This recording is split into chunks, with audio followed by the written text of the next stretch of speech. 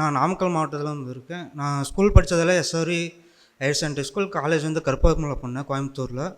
அதை முடிச்சுட்டு பெங்களூரில் ஒர்க் பண்ணேன். ஆனால் அது சம்பளம் எனக்கு பத்தலை. 16,000 தான் கொடுத்தாங்க. அப்போ எக்ஸாம் படிக்கலான்னு முடிவு பண்ணேன்.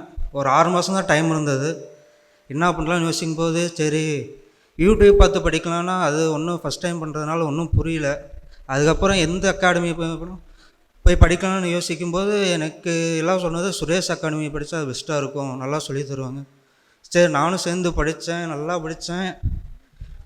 ஒரு 6 மாதத்துலேயே பாஸ் பண்ணி இப்போ எஸ்ஐடிஆர்எல் போஸ்டிங் போட்டு இப்போ ஒர்க் பண்ணிகிட்ருக்கேன். இப்போ என்ன பார்த்து எங்கள் ஊரில் நல்லா நிறைய பேர் படிக்க ஆரம்பிச்சிருக்காங்க. எங்கள் தம்பி தங்கச்சி எல்லாம் அங்கே படிச்சுட்ருக்காங்க.